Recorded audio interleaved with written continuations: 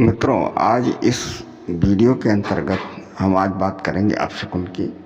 आप लोगों ने प्रायः लोगों से ये कहते हुए सुना होगा कि आज जब मैं घर से निकल रहा था तो एक अपशकुन हो गया। वो अपशकुन कितने प्रकार के होते हैं और इनसे क्या प्रभाव पड़ता है, आज इसके संदर्भ में हम कुछ रोशनी डालने का प्रयास करेंगे।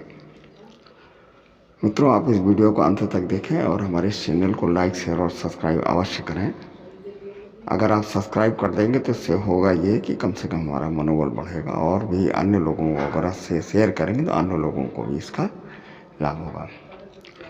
मित्रों, कुछ लक्षणों को देखते ही मन में आशंका उत्पन्न हो जाती है कि हम जिस कार्य के लिए जा रहे हैं हमारा कार्य पूर्ण होगा अथवा नहीं। कार्य की अपूर्णता को दर्शाने वाले कुछ ऐसे लक्षण हैं जिन्हें हम अपशकुन कहते हैं, जिन्हें अपशकुन मान लेते हैं। अपशकुन प्रायः विभिन्न प्रकार के होते हैं, जैसे झाड़ू का अपशकुन। आप लोगों ने कहते हुए सुना होगा कि झाड़ू को इस तरह से रखें, झाड़ू लक्ष्मी का स्वरूप होती है। ये सारी चीज़ें, जैसे नए घर में पुराना झाड़ू ले जाना अशुभ होता है। प्रायः मान लेते हैं कि हम जब घर को चेंज करते हैं या बदलते हैं तो जब नए घर में प्रवेश करते हैं तो झाड़ू को ले जाना उचित नहीं माना जाता। उल्टा झाड़ू रखना भी अपशकुन माना जाता है। उल्टा झाड़ू माने जिस दिशा में हम सेम झाड़ू लगाते हैं और उसका जो हैंडल होता है उसको ऊपर करके हम रखते हैं तो ये उल्टा या अशुभ माना जाता है। अंधेरा होने के बाद घर में झाड़ू लगाना भी अशुभ होता है। इससे घर में दरिद्रता आती है, नहीं लगाना चाहिए। झाड़ू पर पैर रखना भी अपशकुन माना जाता है। इसका अर्थ है कि घर की लक्ष्मी को ठोकर मारना होता है, तो इसलिए झाड़ू पर पैर भी नहीं रखना चाहिए। यदि कोई छोटा बच्चा अचानक झाड़ू लगाने लगे तो ये समझ लेना चाहिए घर में आज कोई नया मेहमान आने वाला है। और ये प्रायः ये ऐसा माने ज़िंदगी में भी देखा गया है कि अगर इस तरीके के शकुन मिलते हैं तो उन्हें अपशकुन या शुभ संकेतक के रूप में उन्हें हम मानते हैं। किसी के बाहर जाते ही तुरंत झाड़ू भी लगाना अशुभ होता है, नहीं लगाना चाहिए। अच्छा, अब देख लेते हैं दूध का अपशकुन कि दूध से हम किस प्रकार के अपशकुन होते हैं, इसके बारे में भी बात कर लेते हैं। दूध का फैल जाना या बिखर जाना भी अपशकुन माना जाता है। बच्चों का दूध पीते घर से बाहर जाना भी अपशकुन माना होता है। प्रायः माताएं बच्चों को दूध पिलाती तो घर से बाहर एक साथ नहीं जाने देती, उन्हें माना जाता है ये अपशकुन होता है। और ऊपरी हवा का प्रकोप भी हो सकता है, इसलिए जब दूध पिलाते हैं तो कुछ राख वगैरह या कुछ इस तरीके की चीज़ को जीभ में उसको रख देते हैं, मतलब टेस्ट करा देते हैं, जिससे दूध का अपशकुन समाप्त हो जाता है। स्वप्न में अगर दूध दिखाई दे तो भी अशुभ माना जाता है।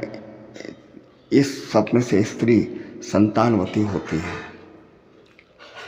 अगर स्वप्न में दूध दिखाई दे तो इसे भी हम अशुभ मान लेते हैं, और ख़ास तौर से संतानवती स्त्री अगर इस स्वप्न को देखे तो अशुभ माना जाता है।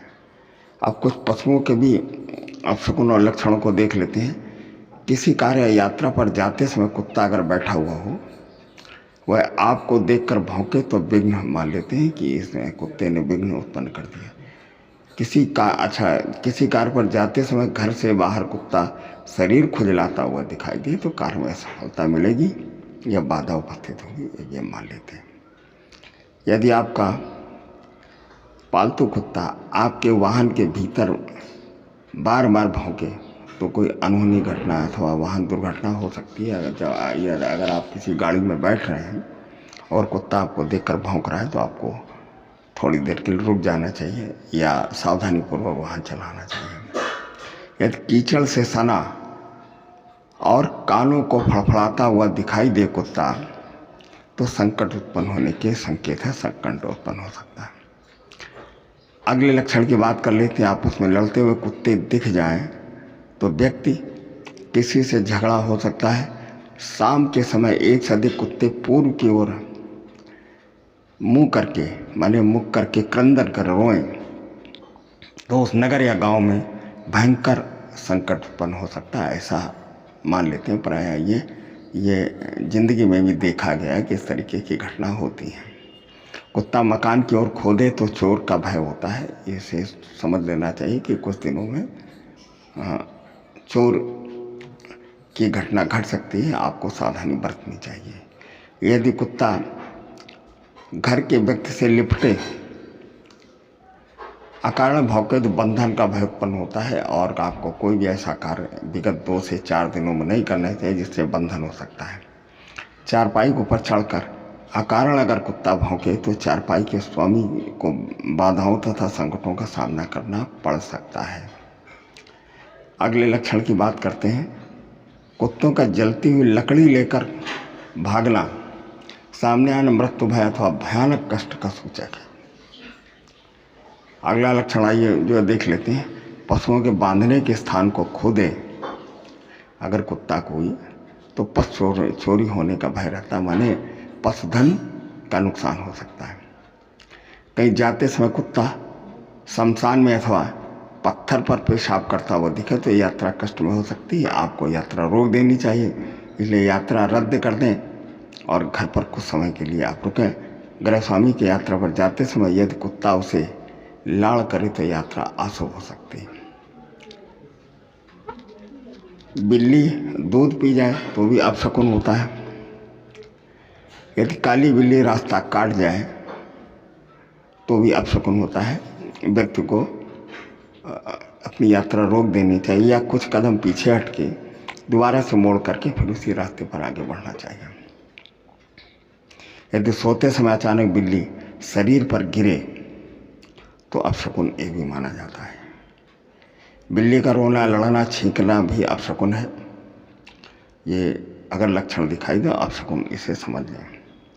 जाते समय बिल्ली आपस में लड़ाई करती मिलें या घुर घुर का शब्द निकालें, माने आपस में एक दूसरे को घूरें, तो किसी अपशकुन का संकेत है। जाते समय बिल्ली रास्ता काट दे तो यात्रा पर नहीं जाना चाहिए। ऐसा तो लोग प्रायः लगभग 90% लोग ऐसा करते हैं। गाय अभक्ष भक्षण करें और अपने कपड़े माफ़ कीजिएगा अपने बछड़े को स्नेह करना बंद कर दें तो ऐसे घर में गर्भक्षय की आशंका रहती है। पैरों से भूख खोदने वाली, दीनहीन अथवा भयभीत दिखने वाली गाय घर में भय की द्योतक होती है। अब अगले लक्षण की बात कर लेते हैं।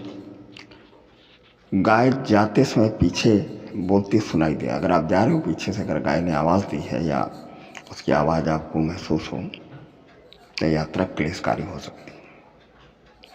अगला लक्षण, घोड़ा बायां पैर पसारता दिखे तो क्लेश होता है। ऊंट बाईं तरफ बोलता हो तो क्लेशकारी माना जाता है।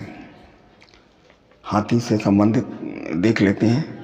हाथी बाएं पैर से धरती खोदता हुआ या अकेला खड़ा मिले तो उस तरफ यात्रा नहीं करनी चाहिए। उसमें यात्रा में बाधाएं उत्पन्न हो सकती है। ऐसे में यात्रा करने पर प्राणघातक हमला होने की संभावना रहती है।